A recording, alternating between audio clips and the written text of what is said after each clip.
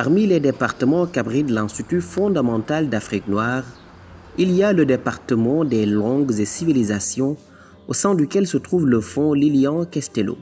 C'est un fonds dont l'ensemble est un répertoire d'audio et de récits, des épopées, chants et contes recueillis entre les différents groupes ethno-linguistiques d'Afrique noire.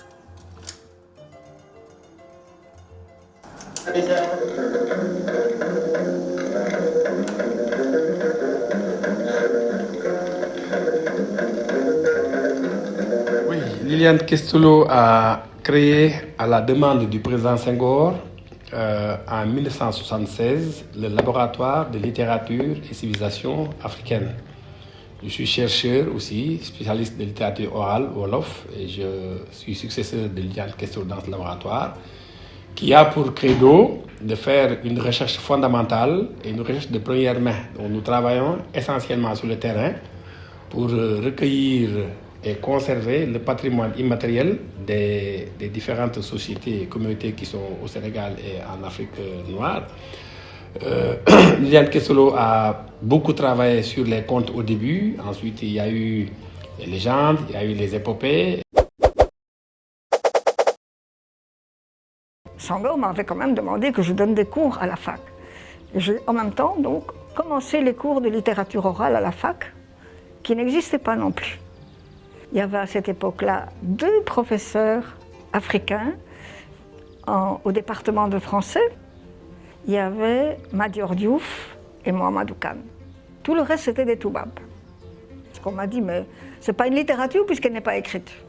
Littérer veut dire lettre. Or, cette littérature est une littérature sans lettres. C'est une littérature de la parole. Alors, on voulait donner à ça le nom de orature. Orature. Ça fait quelque chose de tellement, je sais pas moi, tellement bizarre. Je dis non, ça ne convient pas. Qu'est-ce que c'est? C'est l'organisation de la parole d'une façon esthétique. Donc c'est une littérature. En tant que chercheur à l'IFON, Lilian Castello a enrichi l'oralité africaine à travers l'idée de centures épiques, allant de la côte nigériane jusqu'en Afrique centrale, Kenya et de la Tanzanie jusqu'au KwaZulu-Natal en Afrique du Sud. Je donne mes cours de littérature africaine, très bien, mais mes collègues me disent c'est très bien ta littérature africaine écrite, tes romanciers, c'est très bien, Senghor, tout ça c'est très bien, mais tu connais pas la littérature orale, tu connais pas le Mvet par exemple, n'est-ce pas, le Mvet qui est l'épopée Fang, l'épopée des Boulous, des Fang, des Bétis, tout ça, tout ce groupe. Et ils m'emmènent en brousse, et j'assiste là à une séance de Mvet où je vois un griot avec un grand mvet.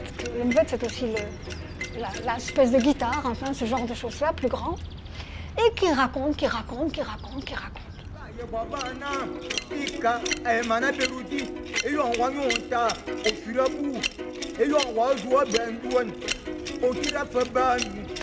Alors, ça, c'est ma première rencontre avec l'épopée africaine. Vécue, vivante. Ce fonds est contenu dans une armoire qui est là à côté de moi. Donc il y a environ 1700 cassettes. Des textes qui ont été recueillis au cours des 40 dernières années. Et les étudiants ont commencé par le certificat de spécialisation en civilisation africaine.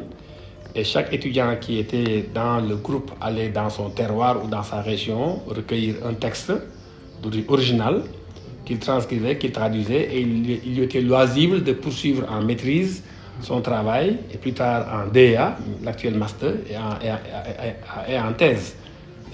Donc nous avons beaucoup de textes ici, des chants, des contes, des légendes, beaucoup d'autres histoires. On a aussi des épopées, de grandes épopées, l'épopée Wolof.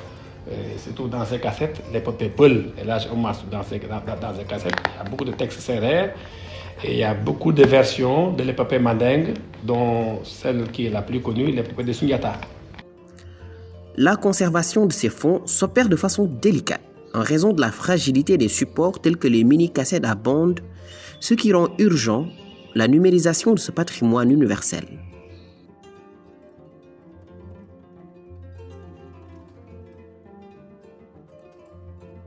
Aujourd'hui, le projet le plus urgent chez nous, c'est de numériser. De numériser et de mettre à disposition, parce que ce n'est pas seulement garder, mais numériser et mettre à disposition de la communauté internationale.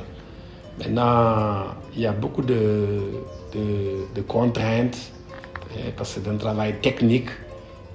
Nous sommes juste des chercheurs, nous pouvons les recueillir, mais quant à la lecture, la numérisation, l'indexation, tout ça, c'est un travail technique important qui nécessite certains moyens et un certain temps.